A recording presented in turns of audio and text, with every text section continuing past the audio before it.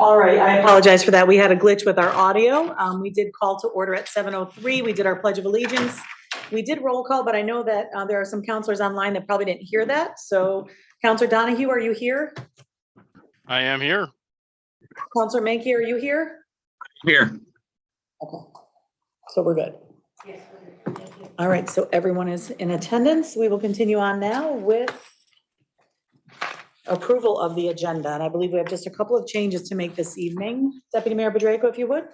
Okay, two changes. First, to resignations and appointments. Item 9, I'd like to add item B, resignation from Bath Town Committee, Vehicle Appeals Board, Standing Insurance Committee, and Employee Insurance and Pension Benefits Committee. Okay. And the other change is to add under new business, item C, a discussion about the role of council liaison. All right, so with those two changes, so we have a motion on the table to approve the agenda with those two changes. Is there a second? Second. Second by Counselor Rada. Any discussion on those? None. All those in favor signify by saying aye. Aye. Aye. Any opposed? Motion passes unanimously. We have our agenda. We'll continue on now to awards and proclamations. We do have one proclamation this evening, which is for the retirement of Art Hankey, our Assistant Building Inspector. And I don't see him online. Okay, so we'll go ahead and get this read in and voted on this evening, and then our town staff will take care of making sure that he is presented with it after our meeting. Proclamation. Whereas we take pride and pleasure in joining family members and friends along with members of the community in congratulating Art Hankey on his deserved retirement after 25 years of service to the town of Newington. And whereas Art Hankey has been an employee for both the Newington Building and Planning and Zoning departments for the past 25 years. Whereas Art Hankey served as both the zoning enforcement officer and assistant building inspector with vast knowledge in both building construction and land use regulations. And whereas Art Hankey obtained his Connecticut Building Officials Certification in 1989 and has been in the construction industry as an owner of a construction company since 1972. And whereas Art Hankey served as the town of Newington's acting building official in August of 2008. And whereas Art Hankey has been an integral part in economic development and an extremely valuable source of information, guidance, and expertise. And whereas Art Hankey is the model for all town employees for the extraordinary customer service that he provides to the taxpayers of this community by doing everything he possibly can to satisfy the issues presented to him. And now, therefore, be it resolved that the Newington Town Council hereby recognizes and extends its sincere appreciation to Arthur Hankey for his professional service and dedication to the town and wishes him the best in his retirement. Dated in Newington, Connecticut, this 25th day of July, 2023, signed Beth Del Buno, Mayor, on behalf of the Newington Town Council. Seconded by Councilor Nagel, and I'll open it for discussion, councilors. Deputy Mayor Bedrejko? Yes, certainly 25 years of service to the town. Mr. Hankey distinguished himself as an employee with a high degree of expertise and a lot of institutional knowledge, which will be missed. And also, he distinguished himself with exceptional customer service. And I know he'll be missed by the staff here in the town hall, as well as members of the public who benefited from his professionalism, his expertise, and his assistance over the years. So I wish him well in his retirement. It's well deserved. Thank you, Deputy Mayor. Councilor Mankey? Yeah, I just would wish him well in his retirement and thank him for his service to the town. Thank you, Councilor. Councilor Page? I just want to say thank you, Mr. Hankey, for all you've done for our town over the years. I know you've helped us with concerns we've had here and there, and you've always been very professional and very courteous and very effective. Thank you. Thank you, Councilor. Councilor Camillo? Thank you, Art. I've known him when he was in Simsbury, and then he came here, and he was very easy to work with, and he will be missed. Thank you again. Thank you, Councilor. Councilor Anist? Thank you. I've personally worked with Art when I was on Zoning Board of Appeals and on TPZ, and we're losing a wealth of knowledge, and I wish him the best in his retirement. It's well deserved. And I just hope he has a wonderful retirement. Thank you. I would just like to add my sincere thanks and congratulations to Art. Enjoy every minute of it. I know for many years there was rarely a time that you could talk to someone doing a project and your name didn't come up. And always in the positive. People were always so complimentary about how, and it was mentioned in the proclamation, how you really were like a problem solver for people. You didn't create problems, you always solved them. And people were always very appreciative of that. And I know that'll really be a talent that's missed. So wishing you all the best, Mr. Henke, in your retirement. Thank you. And we'll make sure he gets his clock and proclamation. All right. We can move on now to public participation. Any member of the public is welcome to come forward to address the council. We do have online, let me just check online to see if there's anyone. No hands up right now. Anyone in the room that would like to come up is welcome to come up. We just ask that you state your name and address for the record and limit your comments to 3 minutes if possible. We have the slider on the screen that'll help gauge that time. And just double check, make sure no one online is coming forward. No, anyone in the room? All right, we'll continue on with our agenda. There was no email correspondence. I didn't get any. Anybody else? Nothing. Okay, There was none. thank you. Next item is remarks by counselors on public participation, which we had none. We'll continue on to consideration of old business. And the first item this evening is an agenda item that we've had on for a few meetings now. It's regarding disbanding inactive committees. It does not appear that there's any action to be taken tonight, but more of an update. Mr. Kapinski, are you providing that, or Mr. Hooker? So you'll notice there are a couple extra slide sheets. There we go. Spreadsheets that I supplied to you. One showing all the active ones, and on the first one, you'll notice the Affordable Housing Monitoring Agency is highlighted in a different color than all the rest. Ironically, in the system, and I do not know why that was, it was marked as inactive, although that is a committee that is required for Hopkins Village. So that one has been remarked as active, and so just wanted to call that out for you.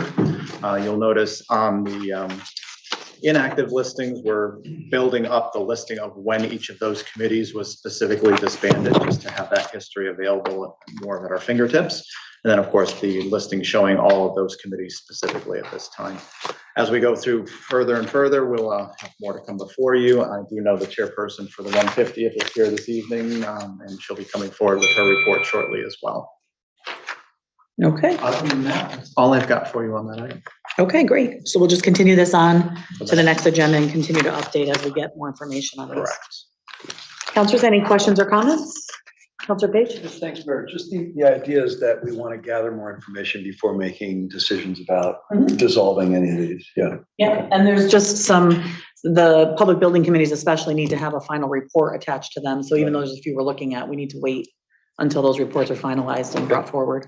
Makes sense. Okay, Thanks. yeah. Anyone else? Okay, we'll move on now to the AMR services contract, which you'll remember last time we did discuss this, there was an error noted on the dates. I think Councilor Annis, you had pointed that out to us, and it looks like that was changed under item 11. It was highlighted for us to note that the change had been made. And I think the contract was reduced to 2 years rather than 3 years. That is correct. Is that correct? That is correct. Yeah. So the date's June 30th, 2025, rather than June 30th, 2026. That came from the EMS committee. I was just gonna ask, what was, Yep. do you know what the reason was, or just? The chairman of the EMS committee is here. Welcome board. It's up to you.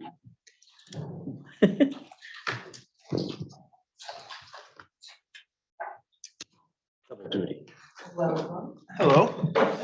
Is there a reason that you wanted the 2 years instead of 3 years? Not that it's a huge. All the verbal agreements that were talked about approaching the contract was for a 2-year extension. And as the town starts to analyze how EMS is gone about in this town and how we plan to serve our citizens, we decided a 2-year contract was the best at this point in time. Okay. Any other questions, councilors? I know we reviewed this last time and it seemed like it was all set to go other than that minor change and now that change in term, but otherwise I think we're all set to move forward. Okay. So we do have, it's gonna take me a minute to flip through the pages. All right, we do have the resolution attached. Who would like to go ahead and read that in? Can I read it? Counselor Ennis? Sure. Resolved that the Newington Town Council hereby authorizes Tom Hooka, Town Manager, to execute an agreement between the Town of Newington and the American Medical Response, AMR, for professional ambulance services. Said agreement shall be effective July 1st, 2023 through June 30th, 2025. A copy of the executed agreement shall be attached to this resolution. Second. Seconded by Counselor Rada. Any further discussion, counselors? Hearing none, all those in favor signify by saying aye. Aye. Aye. Any opposed? Motion passes unanimously. We have our extension. Thank you, ma'am. And thanks to Attorney Palomino. I know he put a lot of hours in on this too, and the EMS Commission.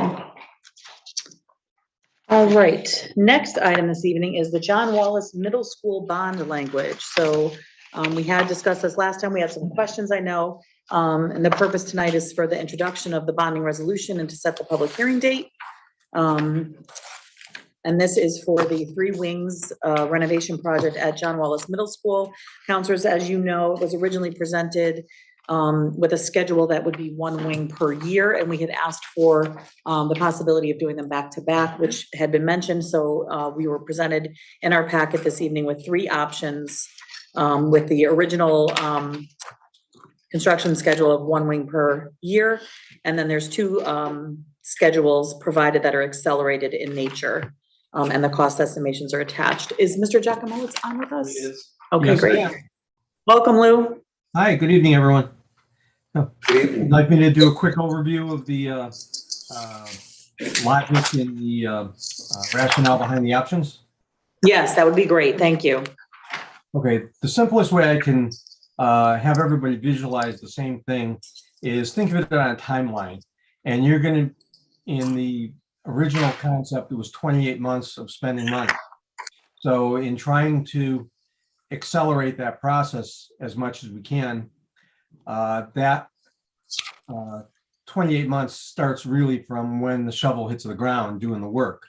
You still have all the preliminary work, which is the architectural design development, all the testing and analysis and putting everything together in order to get started, which by itself is another 6 to 9 months on the construction activity. So in the setup of these three options, the first one, option number one, presumes no changes to the construction schedule as originally presented and no effort to accelerate the design development schedule. So that was our $10,717,000. Option number two compresses the time frame of construction only. So once we're in a position to put a shovel in the ground, instead of three wings or three phases happening, basically starting mid-June in 3 consecutive years, it's putting those three together back to back to back in order to take time out of the project, which takes cost escalation out of the project. And then the third option, it includes the compression of the construction, also including the possibility, if the town council is interested in pursuing that option, of accelerating the design development schedule, because there's nothing that is a problem with doing the design development in advance of the grant award letter. You just still have to do things according to the state rule set and the sequence of that has to happen along with approval. So as long as we're in compliance with those things, when the two timelines sync up, hopefully in June of 2024, you would be in a position to have the bid hit the street July 1st, 2024, instead of around January 1st, 2025. So the second option puts that time compression in the front end of the project where you haven't spent any money yet. So the quicker you get that eliminated, the more savings there are. And you can see by the difference that in option number two, the escalation removal by tightening up just the construction schedule saved $200,000. But if there was interest in trying to pursue the design development concurrent with the General Assembly review, you would be able to save an additional 300,000 on top of it. You know, as I mentioned in the details of my notes, you know, there is an element of risk in that, as if the General Assembly, for whatever reason, doesn't approve the project this year. You know, the town would have to be in a position of fronting that contract. And even if it catches up the following year, you have, you know, the project just waits. But the town is out in front of spending the money on the project. So it's both of these are completely independent of each other. You know, to take the 12 months out of the construction schedule should really be considered a given. The other one of, you know, if there is interest in accelerating the design development schedule, I would, you know, welcome and I, you know, encourage the town council asking questions of me. And I did also have send Mr. Krupinski a link to the website of the state, which speaks to this, the process of how the grant works and what things would be important in the review of it.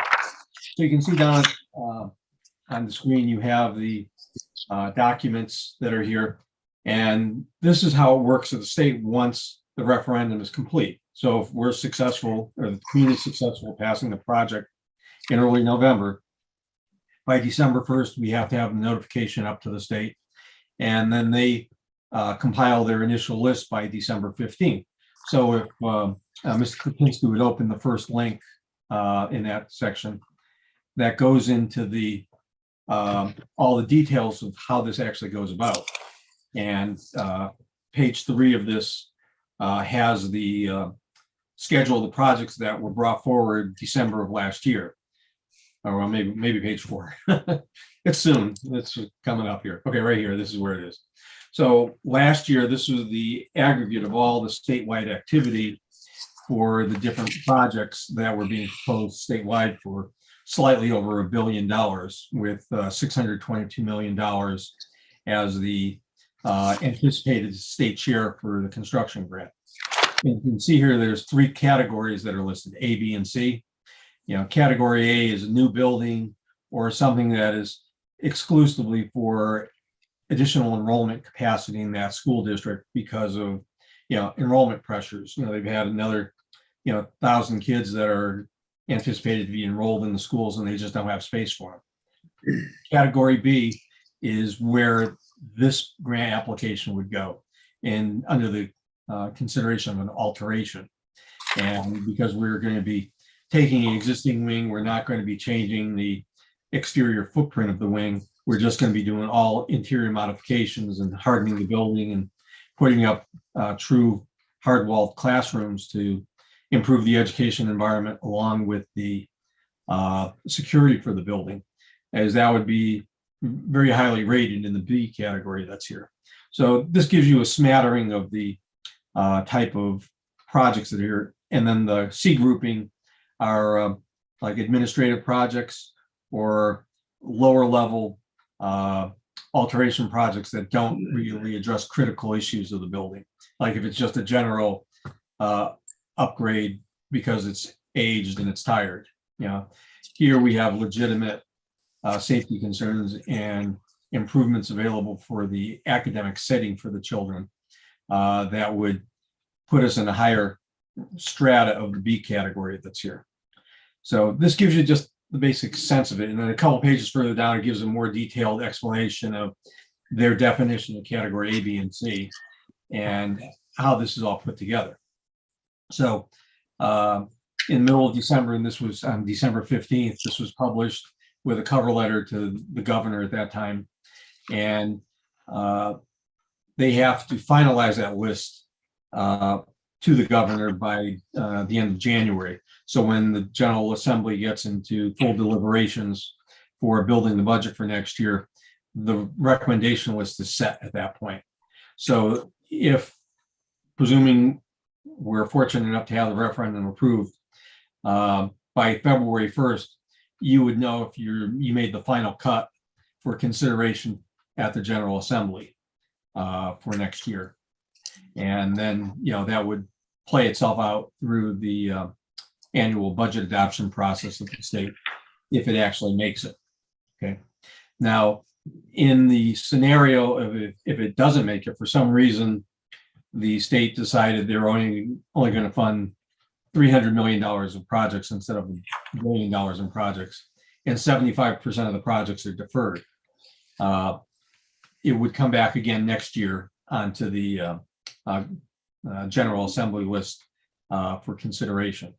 So unless you had a project that either didn't make the list, it couldn't make the first cut, or got dropped the first time it goes in, it's a good bet that it'll stay on the list until it's settled. Or if your referendum has an end date on it, like it has to happen within 2 years, or the referendum is considered null and void. Those would really be the kind of language restrictions that will go. So everybody you can kind of go through these at your leisure with the link to get to this, and you find it very informative. And there's multi-years, like further down that same entry page, you can look at it for 4 years. And like the Anna Reynolds project 2 years or 3 years ago was in category B as a renovated now. So you'll see, what kind of projects were being approved at the state level, and just how comfortable and confident you should feel about the proposal the projects that's been designed, and the value it'll create for the community once it's completed. So that's like the bigger piece of it. So in some of the decisions that the town council faces at this point is, do you want to go for proposal number 2, or do you want to go for number 3? You have a $10,500,000 project instead of a $10,200,000 project. It is a decision you can push off a little bit as well, as long as you have your fail-safe of funding embedded in the request that is presented to the community. You can opt in or opt out further on down the road if the town council needs 3 months to really settle on that, to know if they want to take advantage of that opportunity. Or if it's just a matter of practice, you don't want to do that, that is absolutely fine too. It makes no difference to the design of the project. It doesn't change any of the presumptions that's being done. It's just a little bit of a difference in money. So that's kind of like the quickest little overview I could give everyone. So at this point, I'll open it up to any questions anybody has for anything specific, or if you're looking for more information at the state level. Okay, I do have a few hands up right now. Gail, you had yours. Did you put it down? Yeah. Okay. Counselor Rada? Yeah, Lou, thanks for putting this all together and explaining it all to us. I know you took a lot of time to do that at the last meeting as well, so I thank you for that. Just a couple of questions. My only concern is that there's money that the town would have to put up front if we go with option 3, which would reduce the time frame, but would also we would be assuming or hoping that we would get approval. That's my only concern is that somehow this might be put off until the following year. And can you tell me, you probably have it on here and I'm just not seeing it, if we should decide on option 3, what would be the amount that the town would have to put up front prior to any approval? Well, contract for the architect, we're anticipating to be somewhere between $500,000 and $600,000 for the full project. So that would be the financial commitment that the town would have to outlay in advance of the project. As long as the town follows all the steps of the architect selection, any other construction talent that they want involved in the project, when that approval comes through, those costs become eligible on the project. You won't be able to, if for some reason something goes wrong, you would be having stranded funds that would not be eligible for a grant till the succeeding year. So if the town is in a position to do that, that's one matter. If it's not in a position, that's perfectly fine. Because the taste of this is, if you're saying we're going to put up, and I'll keep the numbers real simple, it's 600,000 for the architect. If I'm doing that, I may save 300,000 by taking that chance if I have enough confidence in the town council, or I'm sorry, in the General Assembly, following through and awarding this grant to us. And again, you have time on your side, because of, obviously, if the referendum fails, nothing happens one way or another. But the town would know pretty confidently by February 1st of next year where everything stands. So even if the town didn't want to jump in right away on December 1st, but says, all right, if it makes it to makes the final cut to go to the General Assembly February 1st, maybe we'll start committee activities at that time. Or there is no, we're just not confident enough in what might happen, then it would just wait until the authorization letter for the grant comes in from the state sometime around July 1st of next year. So you do have I wouldn't call it a luxury, but you do have the opportunity to hold back the decision of actually proceeding in this way until around, February 1st or so. But obviously, if you weren't certain of it, you'd have to build in the $10,500,000 into the referendum question, presuming that's the number the town council would want to bring forward. While if it was, we're going to go ahead with this and we'll take the risk, you can go in at 10 million too. So is that adequate, Kim? Yeah, no, and actually, another question was bubbling up and you just answered it, how the dollar amount would change in our referendum. So yeah, thanks, Lou. Okay, you're welcome.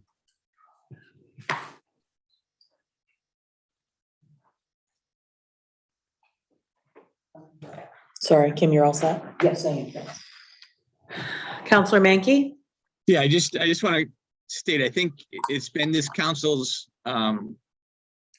wish right along that we get this done as quickly as possible. I guess I just have a couple quick questions. If we work the project concurrently, so there's no break, like option one, I believe, how does that, is there room for all the classes to get moved around as we keep working through the school year? Yes, we're able to absorb one classroom, one wing full of children elsewhere in the building as the project's going on. We really don't have the ability to do more than that. So we'd have to do the three of them in sequence. But doing the three in sequence also offers us some opportunities to jump over and work in multiple wings over the summertime. So we might, if you have some asbestos abatement or PCB work, you might be able to knock off all that the first summer for all three wings of the project. So yeah, there's some efficiencies that would be available as this comes together and we design the detailed project. Well, it's certainly my preference. We do it concurrently, instead of waiting for, one wing a year. I like the concurrent method. I think I don't have my packet in front of me, so I apologize. I'm on vacation and I left before I got my packet, but I think it was item 2 I read on my email that had that happening concurrently, but there was less risk. Is that correct? No, option 3, which is the 10 million two, is happening concurrently, but it also accelerates the design development phase. Okay. So that's happening concurrent with the General Assembly activities. And that's where the town is at risk. If it doesn't get passed, we've shelled out money, but we haven't been able to take advantage of it yet. Right. You'd have to be stranded for a year until. So then I guess I would come in on the side of option 2, but that's just me. Right. That's, certainly a very valid point of view, and, no objections to that. Now, obviously, in trying to illustrate where we have opportunities to do something, these are the choices. No, you laid it out pretty clearly. I appreciate it. Good. Deputy Mayor Boudreau? Yeah, Lou, if for option 3 and option 2, if the General Assembly approves the project, this year, then, hooray, if we went with, option 2 or 3. But this project, we're gonna get done at some point, at some time. So if it's not approved this year, then we're gonna go back again and, knock on the door next year because it needs to be done. So if there's a little bit of a, if the project doesn't get approved, aren't we, we're gonna spend the money that, on the, design anyways. So if we took the risk and the project did get approved, with this General Assembly, eventually when the project gets approved, we're gonna spend that money anyways. So wouldn't we be a step ahead by getting the design phase done anyway, even if we had to wait, if the General Assembly didn't approve it this year, but was gonna approve it next year? And if we waited, the design cost might go up the following year. I mean, it just seems like we're gonna do it anyway, so why not try and get the most bang for the buck now? Am I making sense, Blue? Perfect sense, right. I felt it was most important that I make sure I clearly articulate that to the group where there was no misunderstandings about where this was going, if that was the choice of the town council. As I was mentioning to Kim before, you have the ability to really stretch some time here before you have to make a final decision. And realistically, I would say to the town to keep their wallet in their pocket until they have a high degree of confidence in what the outcome is going to be. If there is some uncertainty of the political process this year, just wait. It doesn't hurt to wait. And when the letter comes out in June of 2024, everything swings into action. If by February 1st, or you see it on the list that goes, the final list that goes to the General Assembly February 1st, the John Wallace project is on it, you're that much closer to the finish line in a very positive situation. And even making the first cut for the General Assembly for December 1st, or December 15th for the list here, is really the first of 3 steps of approval. So when you get on the list July for the December 15th, you've made it through step 1. You get on the General Assembly negotiation list February 1st, you've made it to step 2, and then the grant award around July 1st or in the June session is the finish line, stage 3. And then it's just a matter of when you'd want the committee and everybody to swing into action. So you can do a little bit of advanced work of getting the committee started and going through the architectural interview process. But if there was just that concern about, we don't want to take the chance on something going wrong, you just hold off until the comfort level is there. So, but that money's going to be expended at some point anyways, whether the project is approved this year or next year, right? That's true, right? By doing that work concurrently with the General Assembly, and really the only reason I'm recommending it as something to consider is that the project's small enough and simple enough where architects have enough time within 6 months to get everything together. It's nothing like the Anna Reynolds project where they were working on it for a year, and still with all the unknowns and the different conditions they run into out in the field on a rebuild like they're doing there, there's a lot of additional architectural support time, and that's necessary. And I just don't see that being the case here. We have 3 wings that are about 9,500 square feet each, all of them essentially the same. And, the good part is a cookie cutter project to a certain extent. And what you learn during phase 1, you replicate in phase 2 and 3. And it makes the project simple and it accelerates as we're doing it. So that money is not going to be lost. It's just going to have to be put up front, but we're going to get it back anyway. Yes. Yeah. As soon as it goes through, the project gets approved. But we do have to meet the requirements of the protocol for the architect interviews and how we go about hiring the professional support team that goes with it. And I know you're not, you don't have a fortune, crystal ball in front of you, but based on, prior projects that have been approved and your knowledge of whatever, I think you said this is not a risky project, correct? Right. I mean, if you had a betting person, 90%, 80%. Well, the last time I remember there were any the list didn't proceed as expected was when there was some really difficult economic conditions about 10 years ago. And I think it was a state level budget. It wasn't really a national issue, it was a state level item. And they basically maybe put through 10 or 15% of what they typically would have in a year just for really critical projects at that point. But the following year, most everything bounced back and was included in the following year's authorization by the General Assembly. So it's really, what are the pressures that the General Assembly will feel starting from February till June, which could change their mind about how much they would outlay for school construction is really the bigger question.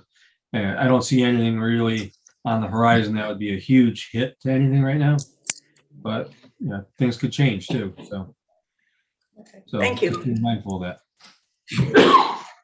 Counselor Page? Thanks, Mayor. And I don't know, not knowing much about how this works in terms of the bonding and that process and the politics around it, I'm guessing it wouldn't hurt for either our town manager or us or the mayor, some combination of us, to have a conversation with Representative Turco and Farrar and Senator Lesser, just to see that we can get some assurances that we would be in line for the reimbursement. So I would just encourage us to consider that, again, not knowing how much leverage they would have over the collective body and their bonding decisions.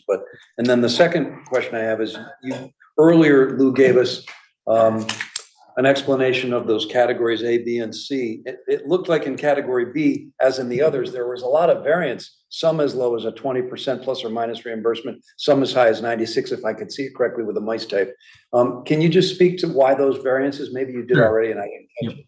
Okay. Those percentage rates for their foundation are what's in the state statutes, and it's out on the state website called the ANGLIC, which is the Adjusted Equalized Grand List per capita.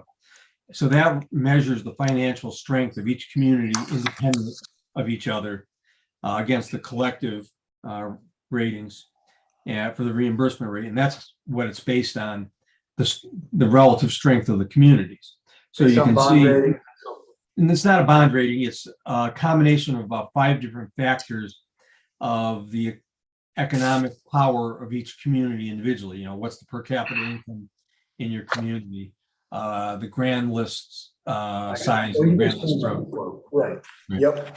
So those factors rank all the communities in the state, and then the state has a sliding scale of reimbursement where whoever's lowest on the ANGLIC list is the highest on the reimbursement rates, and they usually go from 20 to 80%, and they have.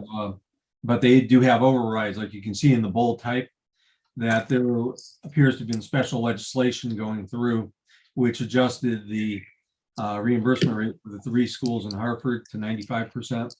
School in Stamford and Norwalk 60, because Norwalk's rate on the ANGLIC would be much lower than that, and Cheshire, same with Cheshire. So whatever persuasion was involved or reasoning for adjusting those reimbursement rates outside of what was the typical ANGLIC calculation, I'm not privy to.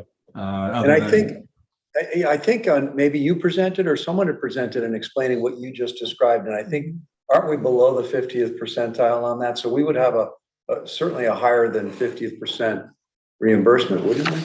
Correct, right. Newington is a little bit below number 100 out of the 169 towns on the ANGLIC calculation. Right. Okay, I just wanted to clarify that. Sorry. Right. And the reimbursement rate for this project would be 57.14%. Okay, I just wanted to confirm that. Thanks. And then just maybe I'm the only one probably who's confused a little bit. On the first page of your memo dated July 19th, you clearly outline option 1 and 2, and then on the other side of that same page, you speak to the revisions to options 1 and 2, and it looks like in the first page, the shortened schedule on option 1 is 12 months. On option 2, it's 6 months. And then on the revision on the other page, both of them are 16-month schedules. So there's a discrepancy there. Is that because of those respective revisions? Let me see here. Right. Option, everything associated with option number 1 is a 12-month savings. It takes Yep. the schedule from 28 months down to 16 months. Yep. Right. Option 2 has the embedded 16-month construction schedule savings, but it also offers another 6 months of savings because of the Okay. acceleration of the design development. So That then, would be 22 months of time reduction in option number 2. I just didn't put that So together then- clearly enough. no, that's fine. So one is, so just to clarify, the original is 28 months and then there's a 22-month and then there's a 16-month? Do I have that No, right? No, 28 goes to 16. Both, both of the 2 revisions. In Okay, revision all right. number 2, you also have a potential 6-month acceleration of the design development schedule, Okay, which is outside. of- Three on the it's second not one. doing number Okay. 2. Yeah, Yeah, he's- So revision 2 on the first memo is really option 3 on the second. okay, I just want to clarify. Right. And I have to attribute Oh, you're right, James. I missed. So I had the same question. Okay. On this memo, Yes, option 3 just isn't labeled. Right. It's that next paragraph, and if you label it option 3, it all makes sense. That's what why I was confused. no, So I'm easily confused. quality James, control problems you- in my office. And then a couple quick ones, others, Counselor Menke addressed this already, but I think by asking about the ability to move classrooms and so forth. We all just want to make sure there's no disruption by shortening the schedule and saving money to the teaching and learning environment. And it sounds like you're saying with confidence that there isn't. No, there won't be. Okay, great. And then I think none of us wants to see this delayed any further, so I hope to Counselor Pedraco's points that whatever we're doing in extending in good faith, the monies in advance, that there wouldn't be any delays in regarding the relative to the bonding decisions in moving this forward. So that we just want to make sure that, I don't want to see this delayed, because of that. So, and I don't think any of us do. So I think we share the sense of urgency, and I don't think I have any other questions. I appreciate it very much. Counselor Camillo? You were about to say something, Tom? No, No. I'm patiently waiting, but if you. Oh, if you, just let me know at any point. Okay. Okay, so we don't have history repeat itself like we did with Anna Reynolds as the cost went up during the bid process. Have you figured that in? Because prices of materials are still going up, and being a security project more than a renovate is new. We don't want to have to cut after the bids come in out of the budget, and we get all the same things done that you have here. Has that all been figured in now? Yes, the construction estimates include a 7% cost escalation over time for the project. I believe when the Anna Reynolds project was put together for cost estimating, I think it was 3.5% at that time. Okay, and then since you've got 435,000 in FF&E, how come we only have 80,000 for technology? I mean, that, Most of our technology can be reused. That's in the building. okay, So- and it's older now, and by the time you're done, it'll be 3 to 4 years older. So I'm just saying, you want to keep the kids with the new stuff. But then, Of course, right, and we also will be supplementing replacements out of our board CIP technology allocation every year. So depending on when things are up, if something needs to get replaced, we'll have to do it now, but then it won't need to get replaced during the construction project. Nobody will do without. This will include cameras, smart boards, all of that. If they Yeah, still well, the use next generation, probably won't be smart boards.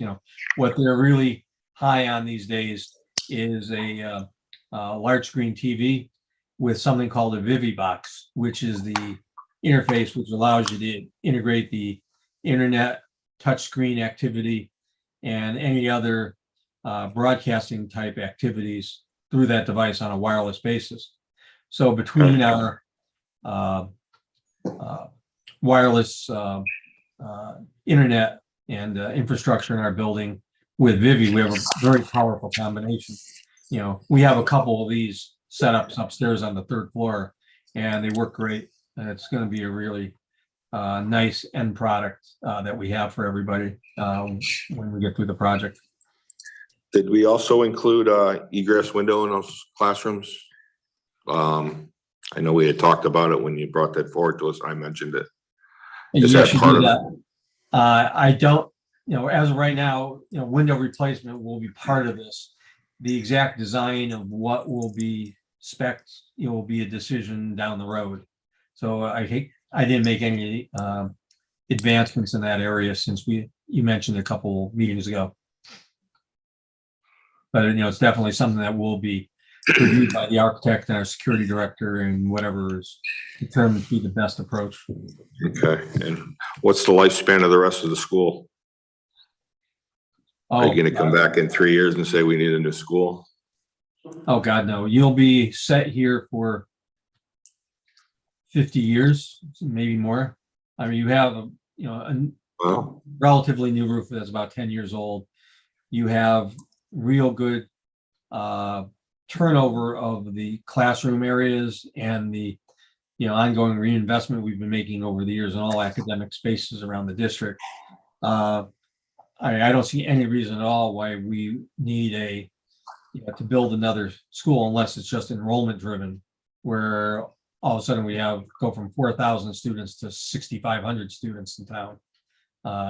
If we stay in the 4,000, maybe 4,500, 4,800 students, we're right sized for the capacity to deal with that.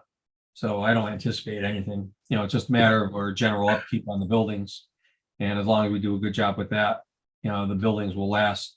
We're in a very sustainable position long term. thank you. Counselor Manke? Again, I apologize. I don't have the proposal here in front of me, but I went over my notes this morning on our last meeting, and there was some mention of a media center in there, and that was a question, and I think Lou said it was in there by mistake. Is that Yes, it taken was out? taken out of the proposed bonding language. I know when the attorney put it together, he had asked me to just edit it for errors, omissions and corrections like that. So Okay, thank you. there's no media centers. And just one other comment, I guess we don't have to decide now, but at some point we have to decide when we send this to the permanent building committee to them start their process. So it's just something for a future agenda. We have to decide that today, I don't believe. Yeah, Thank you. realistically, you don't even have to bother starting that till, the referendum passes. So you have a few months, if it doesn't pass, it's That's an a good unnecessary. point. Yeah. Okay, thank you. All right, Counselor Nagel?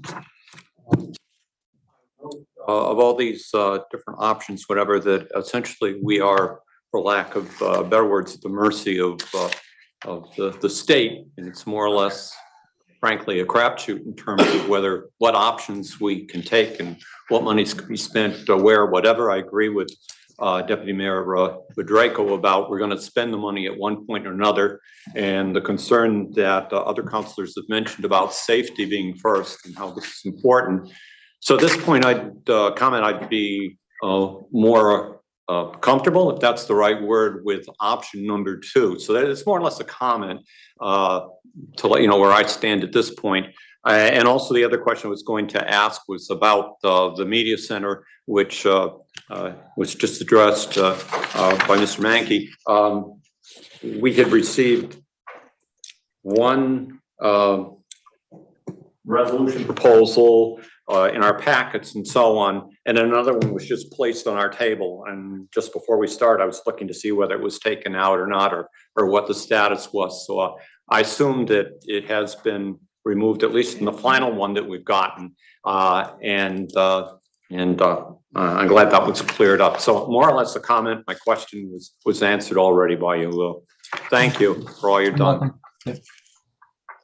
So just to go back a little bit, we have kind of 2 decisions we need to make this evening, correct? We have to decide, and Lou, you're saying that in terms of the option 1, 2, 3, we don't necessarily have to decide that this evening. However, we do have to set an amount to put in the referendum language.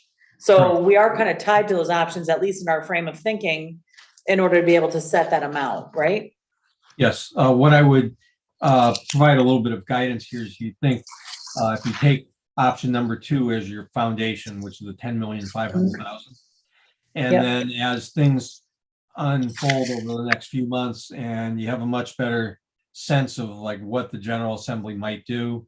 And if the project does pass referendum and does pass through the first two phases of the approval up at the state, for December 15th and February 1st, maybe as of February 1st, you would turn the committee loose to go ahead and start doing things in advance of the letter, where you kind of like take it as it comes.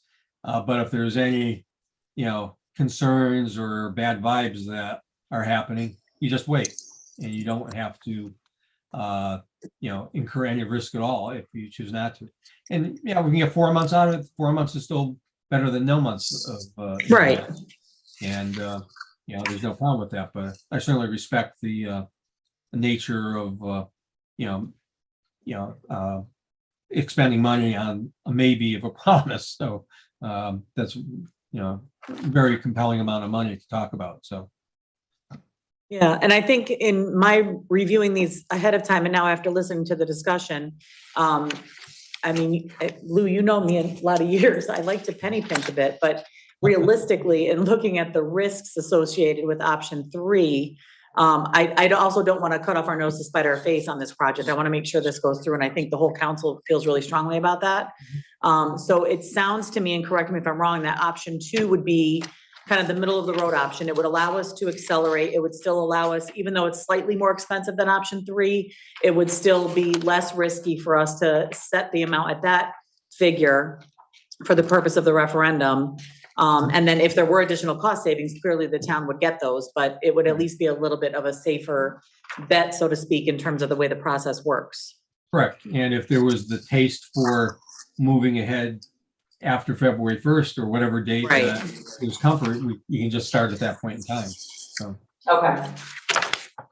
So I think, councilors, we have to make that decision before we can read that resolution in for the total appropriation amount. And it sounds like from some of the comments that have been made that some of us are considering that conceptual budget cost estimate number 2. So, and is Janet on also, or, okay, so I'm assuming for the purpose of the resolution item 7C, resolution authorizing an appropriation of dollar amount would be that 10,518,291. We're going with option 2. Correct. We could still go lower at February 1st once we find out. Approval by the voters. Right, but we'd have approval for a little bit higher amount, not the highest, because we are saying we want that accelerated schedule of back to back Right. and not doing one per year. So it's the accelerated schedule, but it doesn't limit us too much if there was a delay in the project. But if It we would did- allow for the funding. But if we did want to, if we were able to cut out that The additional, we 6 could. months, we still had that wiggle room. We had that Absolutely. option to do it. Yes. That's what concerned me, that we would need to vote that now or it would be off the table. No, and I think Lou has said that a few times, is that February 1st deadline, when we find out from the state if Right. they approve or not, we would have a better idea of whether we could then move forward through the building committee and say, let's do option 3. Get going on that more That makes it accelerated feel design. A lot better. And then the cost savings would still be there for the town, even though we had budgeted for more, we'd be able to save some money. Right. But it would allow us, in other words, I don't want to see, in my opinion, and I was the one, I'm always pushing to tighten the belt more, but if we tighten it too much and then we end up where we're cutting things out of this project just to make it meet that bottom line, which we've had that happen on other projects. And I think, experience helps, at least in my mind. The experiences I've had so far are saying I don't want to go through that again. So I think my opinion would be that we try to go through that cost estimate too. It gives us just a little bit of wiggle room if we need it. And then if we can move ahead with option 3, the more accelerated, great, and we save some money, but at least it allows us to have that piece if it weren't to pass through on the first try. That would be my recommendation at this point, based on what I'm hearing, but I'm looking around the table to see what everybody else thinks. I had a question. Yeah. And the conversation just went without looking at our hands going up, and my hand was up, so Go ahead. forgive me for interrupting. It isn't a major question, but it's one that I wanted to ask according to procedures that we have here in this council. Right. from what I've heard a while ago from Lou and from you, we set an amount here, and I'm not objecting to the amount that's been mentioned. Okay. At a future time, we can change that amount. If indeed it works that it is less, is that what I'm hearing? That's a procedure by the council? My understanding, and correct me if I'm wrong, Lou and or James or Tom, is that we are setting essentially the maximum bonding amount, and we're sending it out to the referendum for the people to approve the maximum and what those figures look like. And so, and the other part of this discussion that we still have to have is, there were two resolutions put out on our table this evening. One is the 50% piece, and one is, they're laid out a little bit differently in terms of the language, but we still have to decide that amount. So that's the maximum not to exceed amount. If we were to find out that the construction schedule can be accelerated more, the state does approve it and we can go faster, that's fantastic. We don't have to spend that amount. That's the maximum not to exceed amount. So we don't need to go back at a later time, given what the situation is, and state this is the amount as opposed to the amount that we list tonight, if indeed we pass this No, resolution. similar to other building committees, when there've been monies left over, it just gets turned back over to the town, whatever's left in the account at the end of the project, correct? And part of, I wanted to make that clear because we may know than what the public does, and I don't want to take the chance of people misinterpreting. Yeah, valid. Yeah, thank you. Counselor, you had your hand up, you're all set? No, it was, you responded. And just correct me if I'm wrong in anything I said, and I'm looking at you guys as the experts, but Yeah. that makes sense to you all? So Go ahead. the James. costs would not come back to the town. That's the maximum that you can. You can bond up to. expend, right. We do front the funding Thank for you. ourselves ahead of time and reimburse. So understand, it's not money that would come back. Come it would back. Be the reimbursement. It just wouldn't we get have for extended out. Correct. Okay, And then additionally to that, under the first resolution paragraph, the council is authorized to reduce the scope of the project. And you can spend up to your maximum bonding limit with your reimbursements. That's it. Anything above that would require you going back to the residents for a new referendum. that makes sense, Dave. That answers your question. Okay. To kind of summarize, and stay with me, this gets a little dicey, but tonight is just establishing a dollar amount to go into the bond referendum, which in turn will set the public hearing, and then, of course, the dollar amount in the referendum. Right. So that's important to find a dollar amount that's low enough, but isn't so low that it's going to handcuff us. That said, there's time to continue working on the schedule, continue working on the cost estimates and how we bid it, and how we proceed. And once again, I'd like to go work with the school system, with Lou, and get all that out and brief you all in advance. So they will have council meetings where we all come in with lots of questions. So I promised you that, not quite there yet, and I apologize for that. So that said, all my life, all my career, I've heard, let's accelerate the construction program because we'll save money. And that's just not true. It's just not true. Because rising tide raises all boats. If you wait 2 years for any construction project, yes, it will cost you more, but we're also taking in more revenue, and we're also making more money during those 2-year periods on interest on what bonds we have that we're not using. Okay, so time is money, and waiting or accelerating a construction project really doesn't save you money. You come in at a lower dollar amount, but over time with inflation considered, it's really not saving you money. Okay. That said, we are setting a dollar amount tonight based on all the information ahead of us.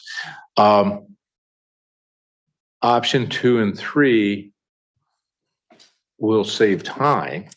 And I think the discussion was fantastic. You all understand what the pros and cons are, if there's a smallest possible risk that the state's not going to follow through per a good schedule and say yes to the grant, you run the risk that, okay, now we have a design or half a design done, and yet the project can't go forward at all or that year.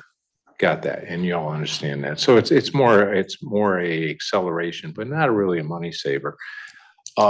Option one, I dare say, has more savings than even shown in this memo, in that doing 3 wings all at the same time will potentially save a lot of money in economies of scale, in mobilization of the subs.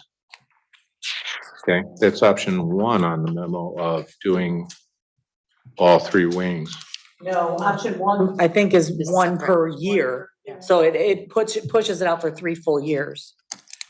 So it's 1 wing, 1 year, being finished from July to, I think, November, Lou had said.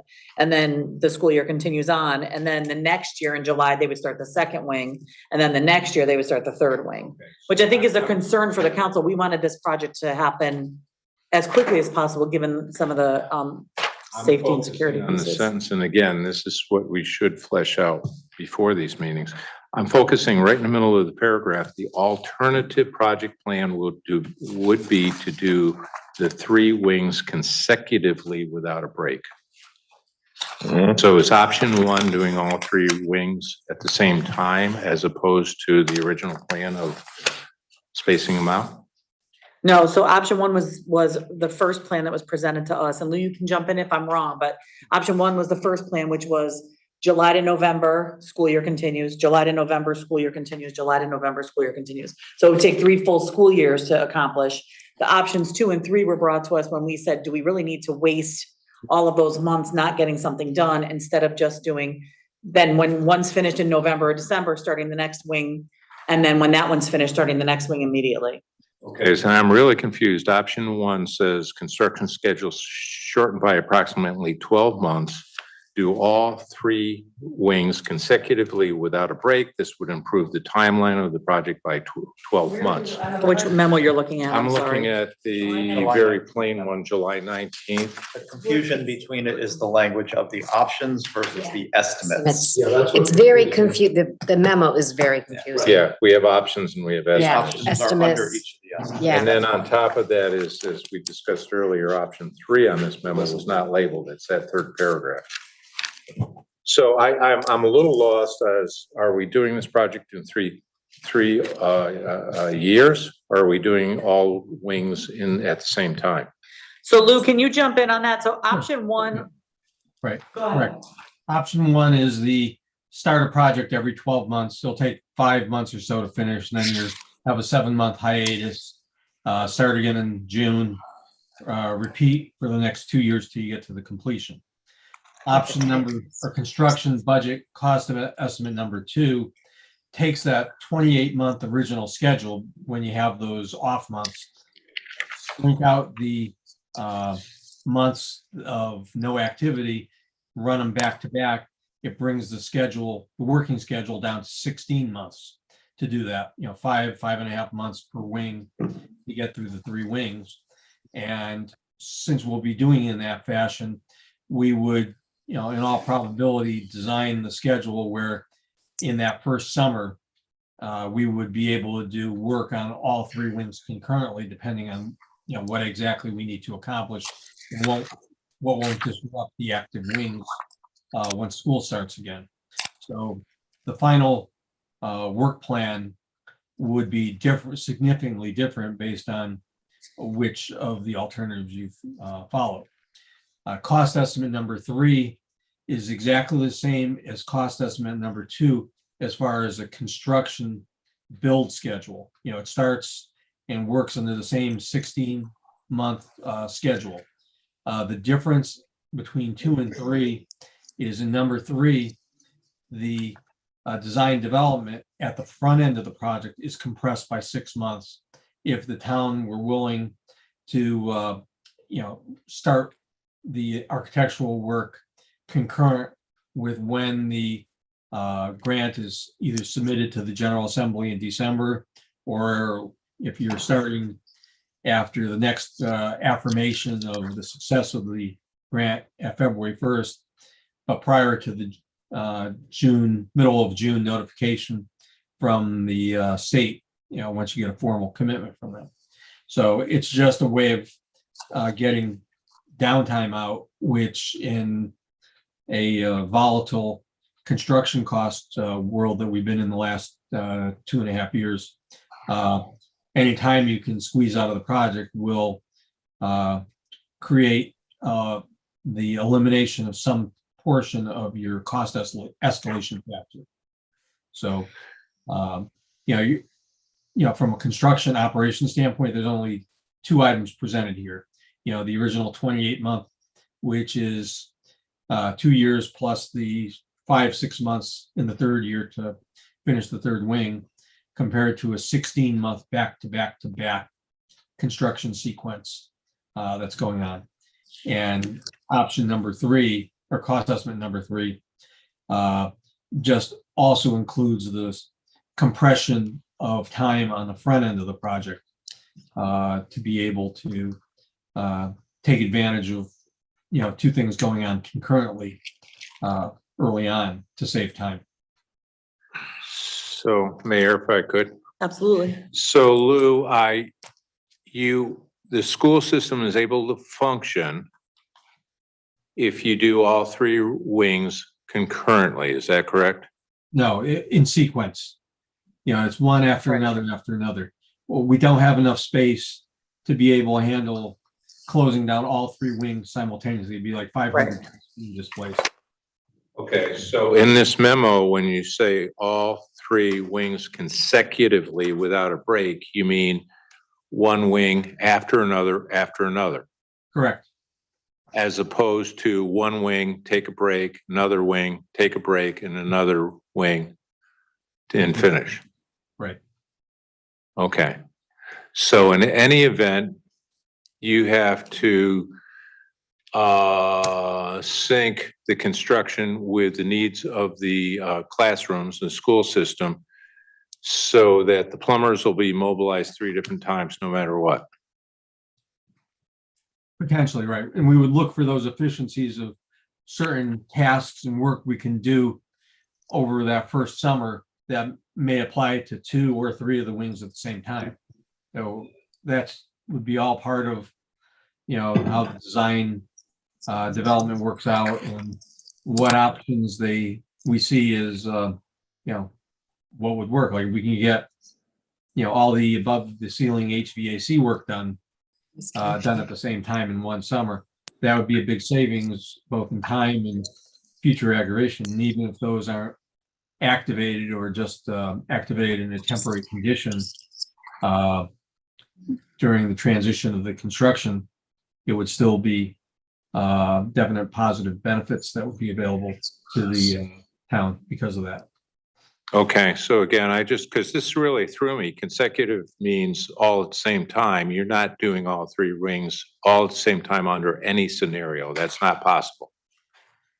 Well, it's not Right. possible unless we brought in portable classrooms or shifted kids to another school, or It's a crazy expense. yeah, or the like when Newington High School in the late 60s, early 70s were on a split shift while the new high school was being built. You know, all those have, you know, other consequences with it that they wouldn't want to go that direction. Right. Okay, thank you for the clarification. My pleasure. Okay. So there's no hands up currently, so I'm gonna look around the table and see which option are we thinking of. And again, we're not stuck to the option, but we do need a dollar figure to start at for a base for the referendum language. I think option 2 makes sense. I agree. Okay, so it sounds like option 2 is what the majority of the council is thinking makes the most sense in terms of setting a figure for the referendum Yes. based on the risk amount and where we're at with wanting to do the 3 back to back. So that would have us, what are we saying, total 10.5? Yeah, so the total that we would be looking at writing into the introduction language would be the $10,518,291. So that would be the total cost of the project. And then, as you can see on the breakdown, after you factor in the 57.14% reimbursement, should that happen through the state as expected, that would be a cost to the town of Newington of $3,951,208. $5,250,000. Sorry, I read them. Cost of the town of Newington, there's two, there's eligible and ineligible. I'm sorry. The eligible cost would be 3,000,009. The ineligible costs, which are ones that would not be eligible for reimbursement through the state grant, would be the 1,299,000 for a total cost of $5,250,628. Yep. Okay. So second step to that, now that we've determined what the dollar figure is that we want to use, and James, I'm going to refer to either you or Mike or Janet, who's the best to go to? Mike. All right. We have Mike Patello from our bond council online with us also. And we were presented with two different forms of the resolution for the referendum. And so there's one you'll see that starts with resolution authorizing an appropriation of dollar amount for the John Wallace Middle School renovation project and the financing of said appropriation by the issuance of general obligation bonds and notes in anticipation of such bonds in an amount not to exceed dollar amount, as well as establishing a date for referendum. The other one that was presented to us adds language at the end that says, "in the use of grants and such other sources of funds, as well as establishing a date of referendum." So I think in the past, we've used the one that says the use of grants and other sources of funds to make sure that we're accounting for that. That's what we did for the town hall, if I remember correctly. Well, Mike, are you with us there? Are you online? I am here. Welcome. Welcome. I actually had to run upstairs because I was losing power. So hopefully no. I'm set up okay, but I didn't want to lose you guys right before I was going to speak. Yeah. So you have before you two different options. Okay. The first resolution that I prepared, and that I think that's the one that was in your initial packet, was the resolution that basically provides that it's in an amount not to exceed, and it doesn't have like that additional grant language. The real key provision is actually section 2. That's just like the header or the title. But if you go to section 2, this is really the only change that was made to the first resolution. So what this provides, this is actually probably the most conservative option in that it's not based upon the amount of grants that you receive. So typically, this is typical language in section 2, where you basically say that to finance the appropriation for the project, the town issue bonds and or notes in amount not to exceed a dollar amount. That dollar amount is normally the same as the project cost. Okay. But then we have the language, the qualifying language, or so much thereof as may be necessary after deducting grants or other sources of funds received by the town for the project. So what that means is, even though your bond amount is at a not to exceed, so say we go with the 10.5 million. Okay, so basically you would have an appropriation of 10.5 million, and then you have a bond amount not to exceed 10.5 million, but you would deduct from that amount any grants that you receive from the state. Okay, that is kind of the first, that's the more conservative, because it's not dictated by what grants you receive. Like say that, you know, you anticipate getting a certain amount of grant monies, and then you find out you actually don't get it because of eligibility reasons, whatever it is. You don't want to have to go back to the voters to then increase the bond amount. Okay, so that's, yeah. So Mike, though, then so I guess my hesitation is we might not bond out for that full amount. We might decide to do one wing way, we might do it very differently if we didn't get the funding from the state. So if we pass the referendum with that language that you just mentioned at the 10.5 million, and then we don't get the funding from the state, then we would still be on the hook for the full 10.5 million if the grant didn't go through with the state. Well, you would have a valid appropriation and bond authorization. It doesn't, I mean, if you didn't get the grants, it doesn't mean you have to move forward with the project per se. At a certain point, the project can lapse. So, so a lot of towns basically are not going to move forward if they don't receive grant monies, and they will still be relying upon this language. However, okay, if we go to the second option. Yeah. So the second option basically provides, and I don't know if somebody can put that on the screen. Yeah, so the second option basically does provide for a limit in the amount that you would bond, right? It says that the town issue bonds and or notes an amount not to exceed, and then that would be your dollar amount that you would be willing to issue debt for, okay? Right. And then it then says, and then you can obviously use any grants basically to cover that. I guess my feeling, and this is what happened with Anna Reynolds. Now, once again, I didn't know, what where the grant or where this amount came from, and we talked about the fact that maybe you were looking at 3%. Well, actually, I think that was in terms of your contingency. So I guess my feeling here is this, okay? If you were going to follow this approach, what I would recommend is that you pick an amount that is a very conservative amount, like, hey, we expect that if this project is approved, at the very minimum, we're going to receive this much in grants, and that will dictate what this amount is. What you don't want is, say that you expect to receive, I'm just going to throw out 5 million, okay? Simplify it. Say you say, hey, at the very least, we're going to get 5 million. We're probably going to get 6 million in grants. Then you kind of go with that conservative amount to determine what your maximum bonding amount is. Do you follow what I'm saying? Mm-hmm. Yeah. Mhm. So, and I think with Anna Reynolds, I think that was that was the case. So you don't plug in or have a bond amount determined by a expected grant. You might want to be conservative and then kind of reduce that amount, because what you don't want is, yeah, the thing gets approved, but the grant amount that you're receiving is less than what you kind of estimated it to be. Okay. But, but this is also, this is a political determination, so I defer to you all.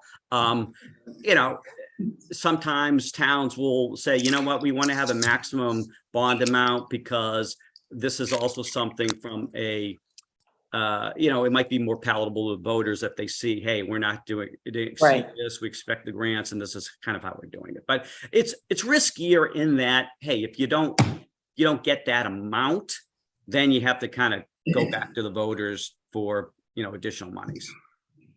Yeah, and I think just for the council, in terms of the way I'm looking at this, philosophically, I would say we're going out and presenting a project that we believe we're going to get 57% reimbursement for to the town. So we're going to referendum expecting that. So if that were to fall through, I feel like we should then have to go back out to referendum to get approval for an expenditure of 10 million versus 4 million or 5 million rather.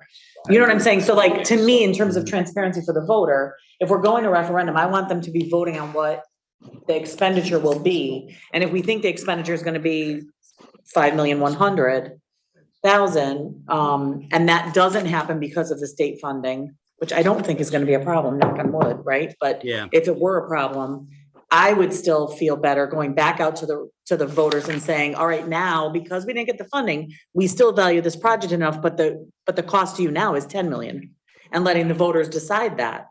That's kind of my philosophical view on it, but I want to hear what everybody else thinks too, No, I so. agree. Absolutely. Because I know, because on Anna Reynolds, I think that's why we did it that way, and I misspoke earlier when I said town hall, it was Anna Reynolds that we used that language.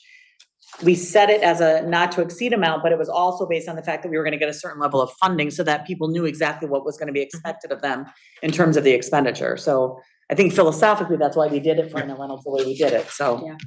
Yeah, and I think that's a reasonable approach. I don't disagree with that at all.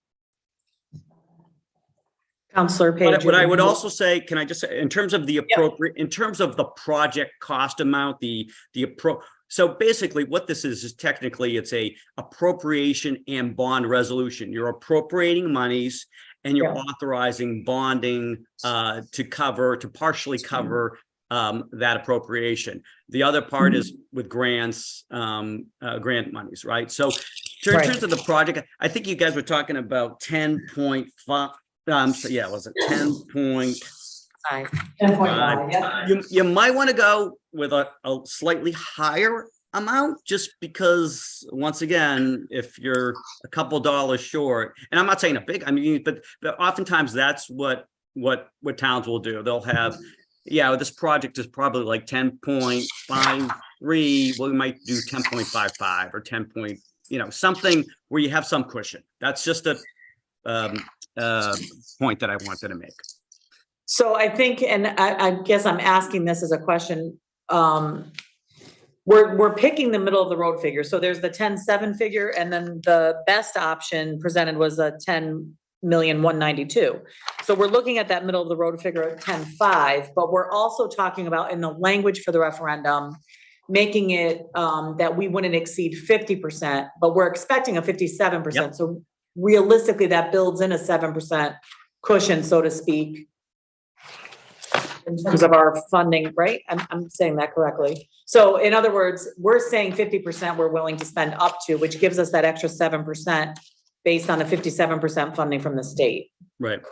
What I was speaking to, that's as to the bond amount, just thinking about in terms of the project amount, which is the first number, right? So that's the appropriation. So when we talk about the appropriation, that's the project cost. So if you're really comfortable with the 10,518,000, then I guess you can go with that. I was saying maybe you have, if you needed more cushion for that, but if you guys don't feel you need that, and that's actually a kind of in the middle, then you could go with that. Okay. Councilor Page, your hands up. Yeah, thanks. I mean, if we learned anything from the town hall, I wasn't involved in that, but we don't want to face lawsuits, and we don't want to have the community accuse us of misrepresenting, as you said, the amount of dollars that we're looking for the project. At the same time, I think we all share the sense of urgency of getting this done, and we want both feet in on this and make sure it happens. And it sounds like, unless I'm misunderstanding, that it's a very slim to none chance of it not being authorized by the state of Connecticut, knock on wood. Yeah. Because we're checking all the boxes and that we've done due diligence. So, yeah, I'm comfortable with the 10.5 number. I am too. Me too. I'm seeing heads shaking around the table. Absolutely. Councilors Donahue and Camillo, I mean, Mankey, I'm trying to see you guys. Councilor Mankey shakes his head. Okay, thank you. And it works for me. Okay. All right, so we have consensus of the council to stick with the 10.5 figure for the total amount. And Lou, you're comfortable with that figure, you said, correct? 1,000,005, yes. Yeah. Okay. There's just one other point I'd like to make on the net amount coming back to the community. Yes. This project is different from Anna Reynolds because Reynolds is what they call a renovate and new project. And Right. as part of that, by doing all the things the state wanted, they wipe away all the what they call their ineligibles on the project. So it makes basically 100% of the dollars spent eligible for the grant calculation. All other projects realistically have some factor that is just not considered reimbursable under the state formulas. And in calculating what the net amount is, that we just should have a little bit of recognition that we'll have some ineligibles on this project. So wherever you want to set the floor on this of 50% or whatever, we may just I would recommend calculating in some provision for anticipation of ineligible. So that would, in essence, bring, say, a $5.5 million net number up to $6 million for its cap, just so the project doesn't get caught short because of ineligibles down the road, which can't be determined as of today. So, yeah, so Lou, on your cost estimate though, and like, you do have the ineligibles in there at 1.299, is that not? That's correct, right? Now, in the estimate, the way that these work out at the state level is when there are change orders and the final results of the bidding, money is pulled out of the cost escalation line and moved to an actual construction line item. Because if you never needed to tap into your escalation number or your contingency number, they would never be part of your project expenses. So your project would come in 8.5 million or $9 million instead of 10.5 million, and you would get your 57% of that, what's qualified. So as the escalation becomes real, those dollars move from ineligible construction status and for the most part, all eligible at that point. So that's the only real moving target we have here is like, how good will the bids work out for us where we can lock in prices without really tapping a lot of the escalation dollars that we have out there, our contingency money. And how good is the architectural work and the design where we don't have a lot of hidden and unforeseen conditions that impact the project. So these are the realities on every project, but and just since our most recent experiences with the Reynolds project, the ineligibles really are not a significant, it's not really anything on a $35 million project. It just will be a bit different on this one and really all other alteration type projects that if they have certain ineligibles, they consistently apply. And that's just the way it is, unfortunately. And that's all picked up in kind of the mix of what the cost estimate is that the architect put together in his cost estimate. So those are very. So Lou, thanks, Mayor. Does that then are you suggesting, Lou, as the gentleman prior to you suggested, that we should add more cushion to the number in the referendum in the event that there are increased ineligibles? Or did I miss No, where if you have increased ineligibles, your reimbursement will potentially go down a bit. It won't be on the top line of the project, it'll be on the net line. So if you're on item number 3 on the language that we're looking at on screen, it's just not to go too low on that item. The 10.5 is fine as the top line, but I think something 6 million or above should be what you have for the bottom line on number 3. And number 2 as well. Number 2. Okay. The net potential to the voters, to the residents. Yeah.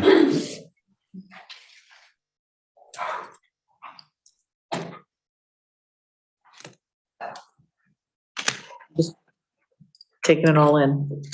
So it's creating more of a cushion in the referendum as a net potential cost to the residents. Right, it's another $500,000 that we didn't think we needed to think about until this very second. Right, So that's a little. If we don't do that, then given everything they've said, then we potentially face increased costs and then have to go back hat in hand to the residents.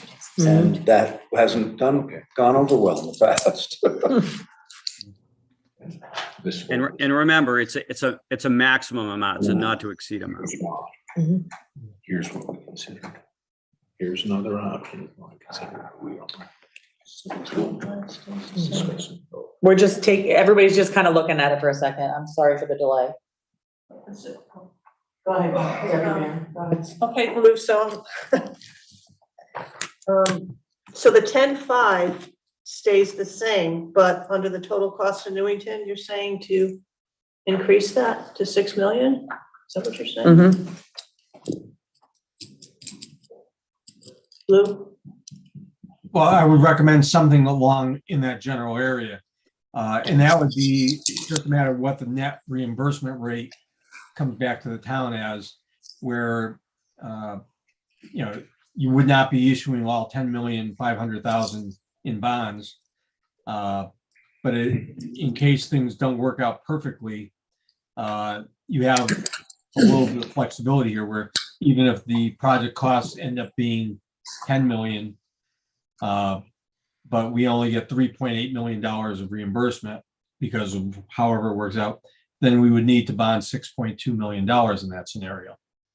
So that's all that this brings up. I don't think we're going to have a problem working under the 10.5 cap in total.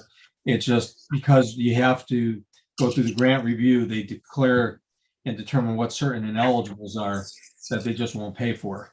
And they'll declare something, well, that's a maintenance item and not really a item that we should be sharing in from the state. And they have their list of checklist of things they review for that.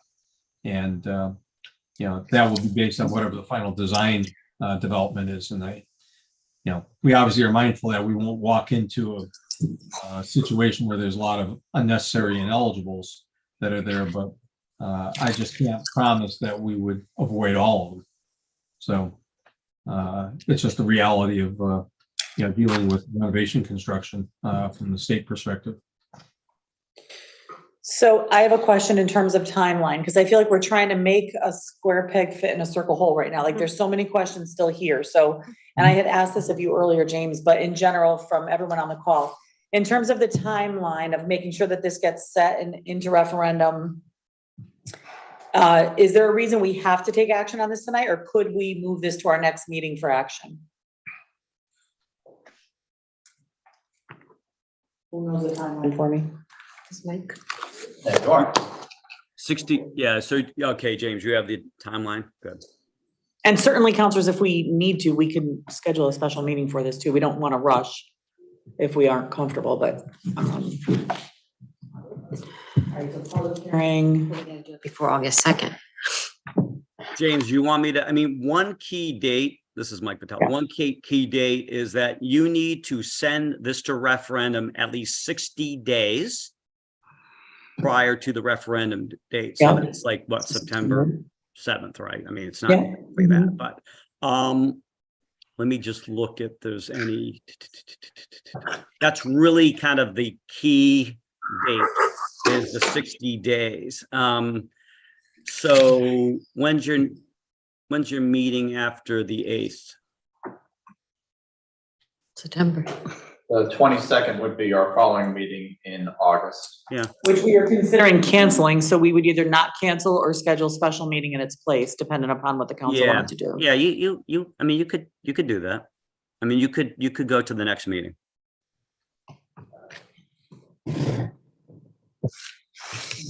Mayor, Yes. so you've all heard generic version of this, but on this specific issue, I will work with everyone involved and come back with a very strong recommendation and all the options and the reasons why, so that we're not making sausage at the next meeting. Yeah, I think that would be very much appreciated. And I will say, we did ask for these options to be presented, Lou, and I appreciate that you brought these forward for us for consideration, but I think all of us processed this over the last week in terms of the figures on the paper, and now we're being asked to add some more to it, which I'm not saying yes or no to. I'm just saying I need time to process that request.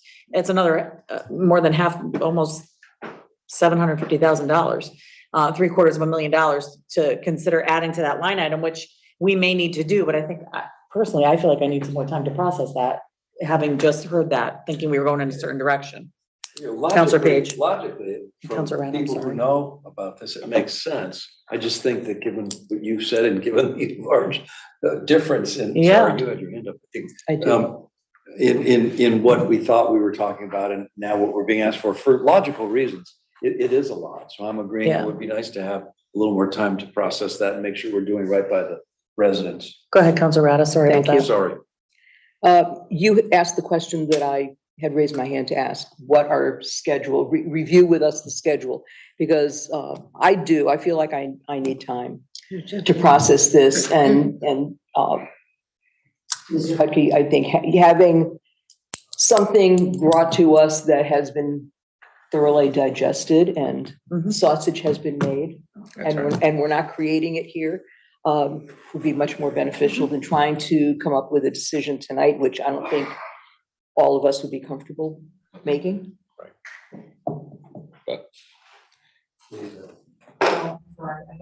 Kim, you're done. Dave, and then you. Sorry. Go ahead, Dave. This generally smacks of what happened at our last meeting. It's a totally different subject, but something's presented to us and then it becomes more confusing and more complicated to go on.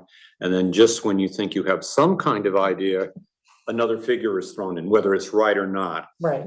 And so I'd appreciate that we get something clarified and that we have some conversation in between so that we understand what we're doing or not, and that we have a clear idea as to where we all want to head. Well, we all want to move ahead with the project, but we want to have, hopefully, a consensus that is clear as to what we are doing. Right. Because I get the feeling that we kind of know what we're doing, but then something comes in right here in the moment and we don't know what we're doing.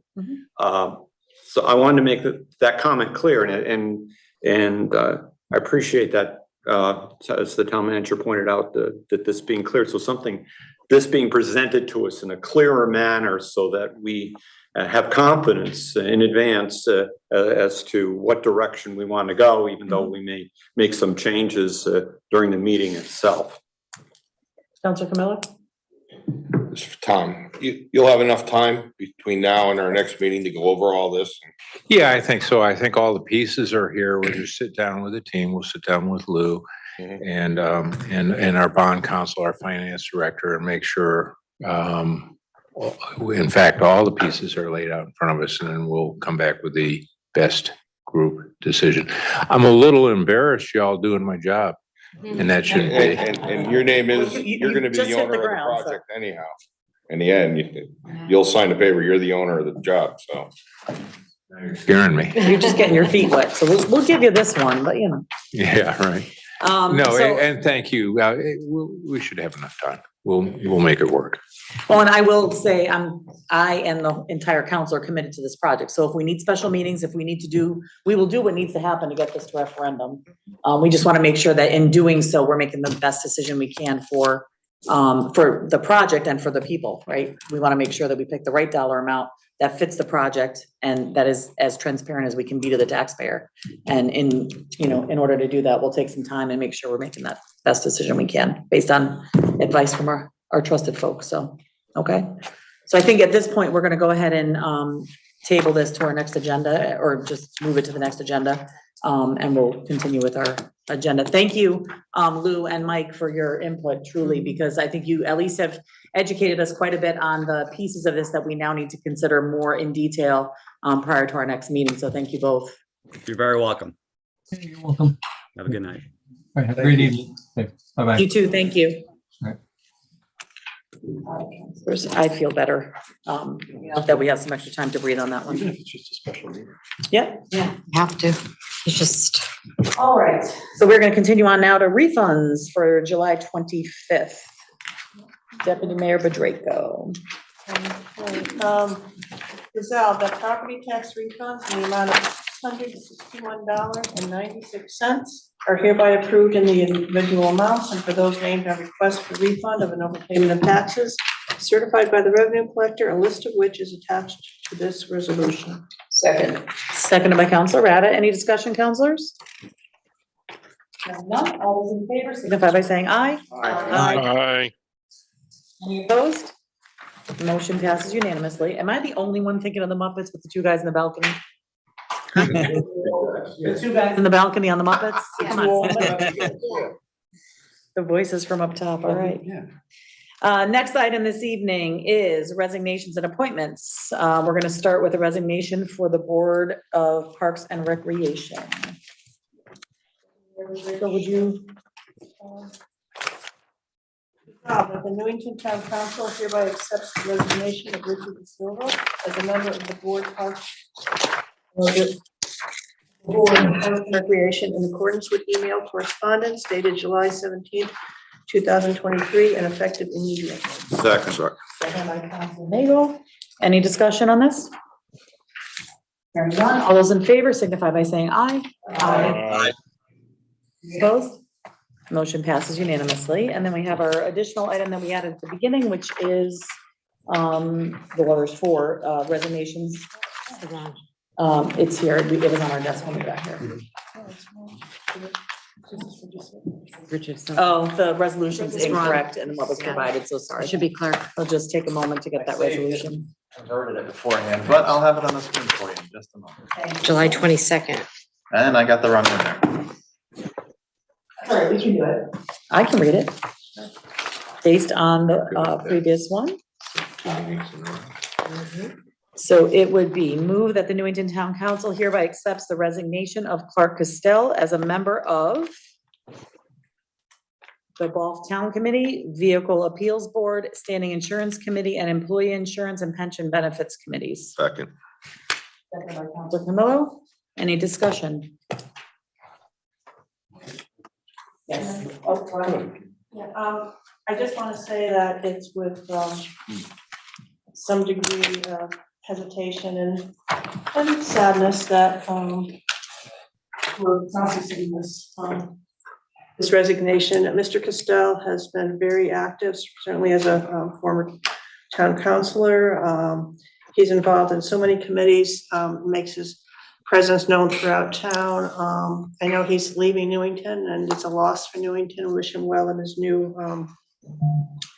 His new chapter of his life is starting. But I want to personally thank Mr. Castell for his work, not only on these 4 committees, but for his work on behalf of the town of Newington. Just defer out of respect. I just wanted to say something similar, that we appreciate Clark's contributions to the town and all the reasons you mentioned and beyond, just his presence, his family's, the contribution and his wisdom, and he'll be sorely missed. So. And who's going to pick up insurance and pension? I know, right? That's a tough one to fill. Oh, my goodness. All right, so we have a motion, we have a second. All those in favor signify by saying aye. Aye. Opposed? Motion passes unanimously. Okay, and we are continuing now to approval of the minutes for July 11th. Motion to approve the minutes of July 11th, 2023 regular meeting as written. So moved. By Counselor Nagel, is there a second? Second. Seconded by Counselor Camillo. Any discussion on those? I'm looking at you, Counselor Nagel. I've read them over. They are fine. I think I have to abstain because I was out of. Okay. Wasn't out of it.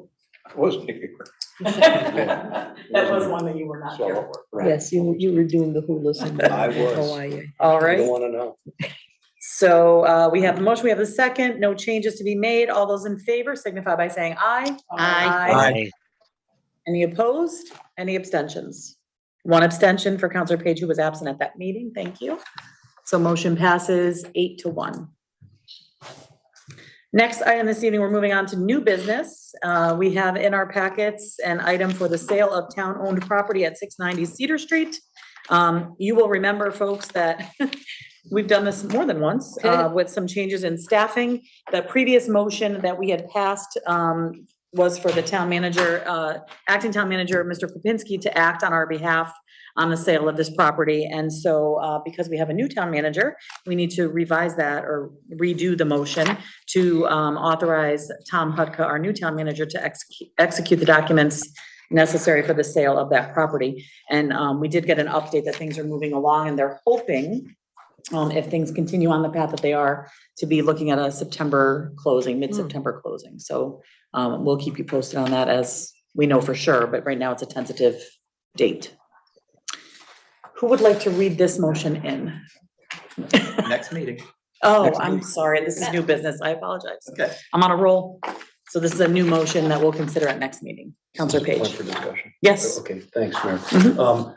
I know, James, you've done work on this, and I know, Mr. Hucka, you're new to this and you're absorbing a lot of data, so I don't expect you to have an answer right now, but I would just ask that we get ongoing counsel, because I know I have expressed concern in the past about lack of appraisal on this property, and I've had sparks fly between me and Councilor Mankey, and on the council, we've argued this, and we agree to disagree on the relevancy of appraisal and the value of that property. I know nothing about value, but I've looked, I would want to look to experts on that, and maybe the water is under the bridge on that, but I guess I bring this up only because I want you to think about and maybe respond between now and the next meeting on the extent to which the ongoing delays, some of which are none of our control, and maybe even, to be fair, the potential developers, but is this an opportunity for us at some point to revisit whether or not this is this an opportunity for the town to do something even better for the residents in terms of the sale of this property, if this were to not go through, because there's been one delay after another. And again, I'm not looking for anything conclusive tonight, but leaving our options open is all I'm saying. Okay, I want to make sure I understand. If this proposal does not go through, to keep our options open. Yes. Okay, Yes. certainly. just seems like we've heard from our previous town manager and our previous acting town manager, and not you yet, but that this is gonna happen any moment now. And it still hasn't felt to me like it's been just intuitively the best deal that we might have secured. And so if it happens, it'll happen, but I hope maybe there's a crack open in the door for us to secure an even better deal down the road, if this doesn't happen. That's all I'm saying. Okay, understood. Thank you. Okay. So we'll move that to our next agenda for action. Next, oh, I'm sorry, Counselor Annis, I apologize. I just want to tell you that with any commercial deal, these delays are very normal. I mean, delays could be up to a year and a half. So to renegotiate something at this point is no, but I understand if this deal completely collapses, then possibly there's an opportunity, but you need to understand this is very normal for any type of commercial transaction.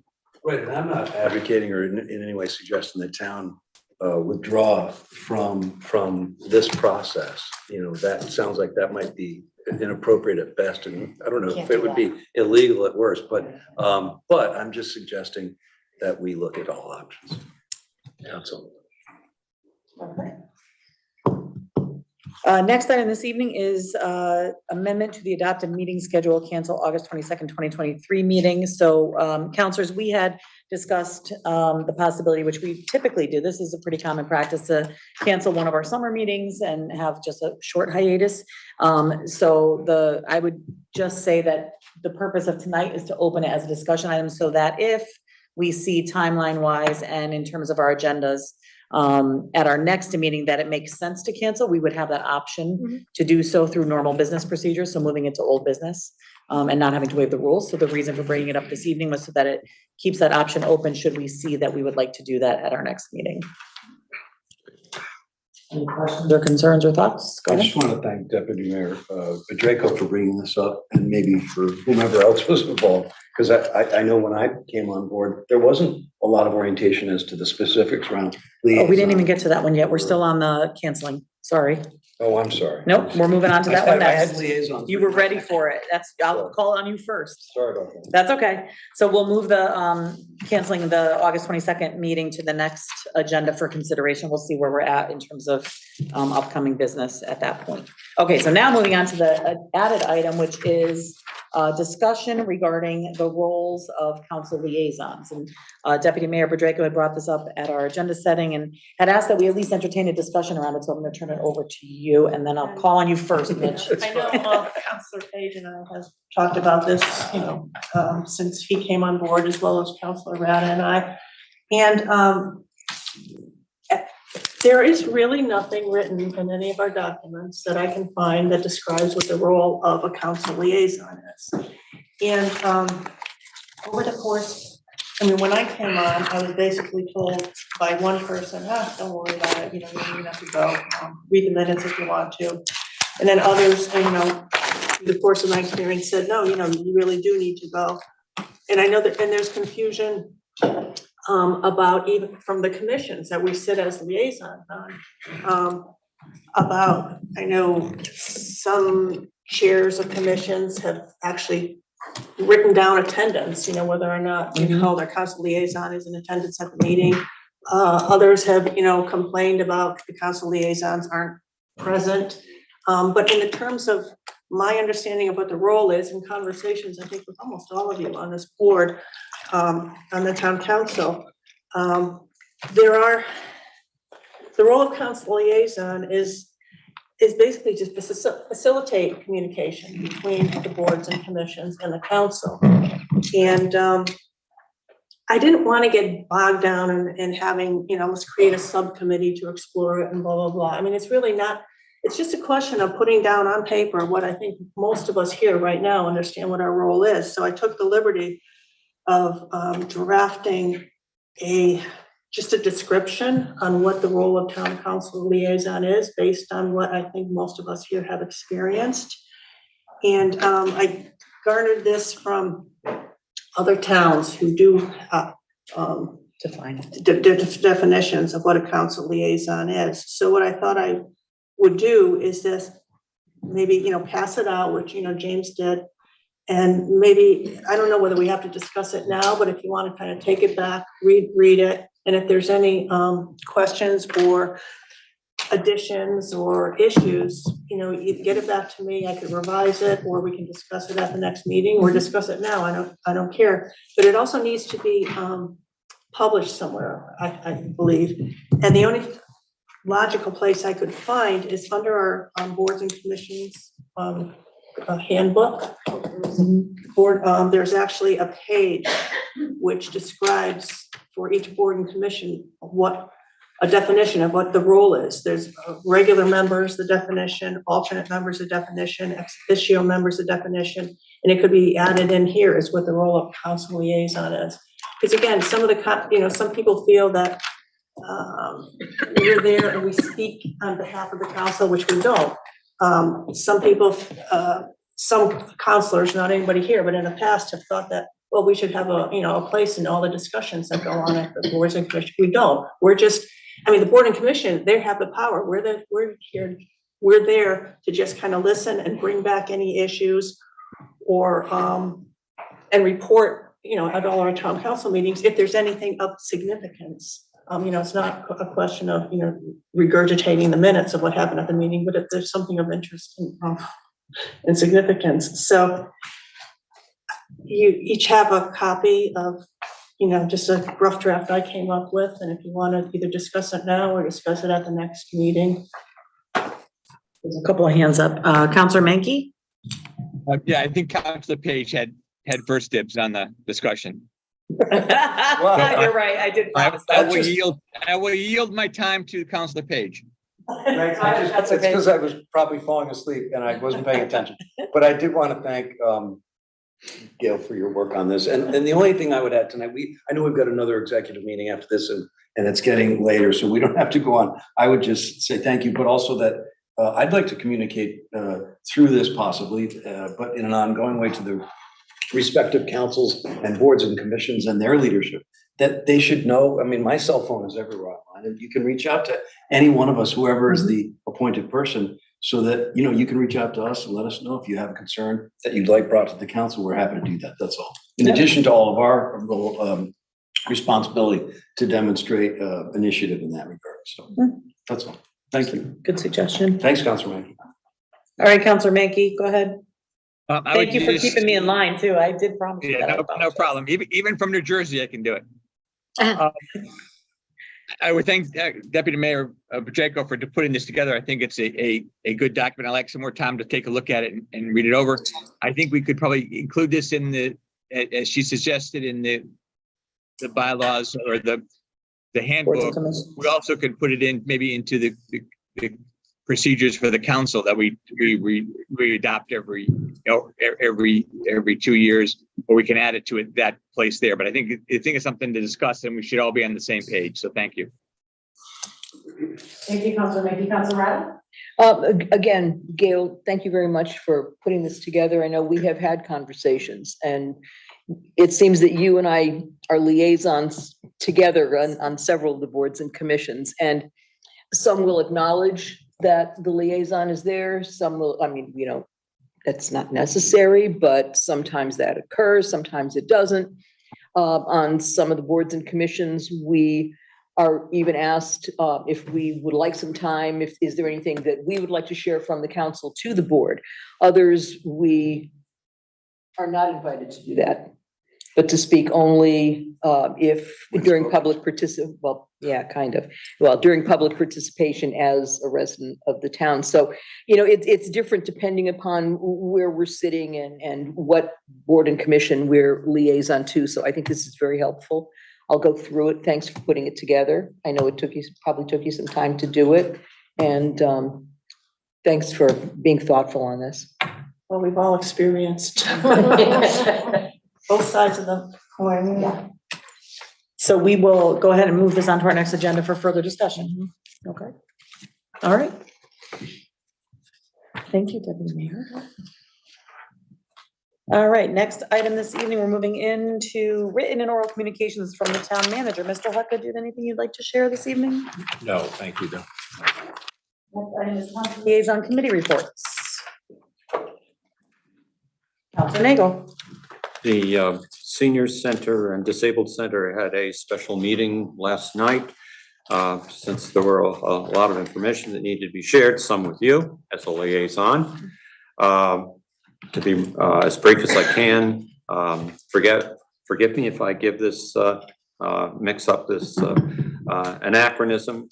The GLQ TV Plus certified group that the Senior Center has taken on to be a certified, officially a certified site for outreach and for programs has been approved. So they are an official site, one of the few in the state that will offer programs throughout the summer and the future. We're informed by Jamie that the town manager is planning a visit at the end of the week with her and to look over the Senior Center site, and they're looking forward to that. I think you'll be impressed. There is a plethora of Art League and other arts programs that are ongoing throughout the summer. You can contact the Senior Center about that. The COVID outreach program with the health districts and surrounding towns. Detailed report was given. You can read that or call Jamie about all that. And that is full blown to help our seniors and the disabled in terms of that. The Senior Center held a Volunteer of the Year dinner. Deputy Mayor Bedrejko and myself attended. The members of the Senior Center who were part of the AARP team that helps seniors fill out tax returns were given the honor as a group as being Volunteer of the Year. The building has solar panels, which supposedly the project will be done in our plan throughout the town to have solar panels by the end of the week, supposedly. And the ongoing project involving their windows is moving forward, and yet to be determined when that's going to be finalized. And those are the vital things that I think need to be shared with you at this time. Okay, thank you. Anyone else? Okay, we'll continue on to public participation. Any member of the public is welcome to come forward to speak with the council. You're able online to do it by raising your hand in the participants window, and we'll know that you want to be recognized. If you're in the room, you're welcome to come forward to the microphone. We just ask that anyone that would like to speak state their name and address for the record and limit your comments to 3 minutes. Let me just check our attendees. There is no one. Anyone in the room? Okay. We'll continue on. We are now into remarks by counselors. All right. And we are looking to move into executive session for attorney-client privilege. And who would like to go ahead and read that motion? And Counselor Ratter? Sure. Resolved that the Newington Town Council, in accordance with Connecticut General Statutes, Section 1-206E and Section 1-210B10, therefore hereby moves to go into executive session and invites the Town Council members, the Mayor, Board of Fire Commissioners Wayland, Stoddard, and DeMayo, Jeffrey Trommer, Fire Chief, Craig Stegmeyer, Deputy Fire Chief, Ben Ancona, Town Attorney, and Tom Hutka, Town Manager, to discuss an item of attorney-client privilege. Second. Any discussion? Hearing none. All those in favor, please signify by saying aye. Aye. Any opposed? Aye. Any opposed? Motion passes unanimously. We can go into executive session at 9:03.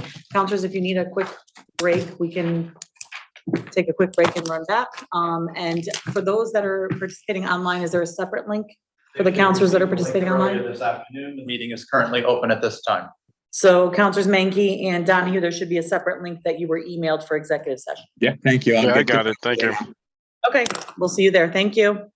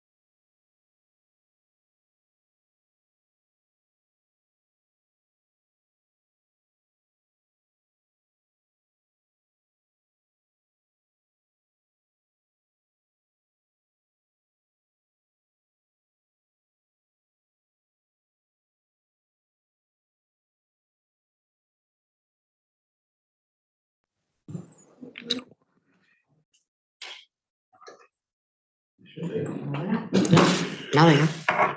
Sure. Buttons, guys, and There we yeah, go. it's because I did it manually, I'm sure. Yep. Nothing happened.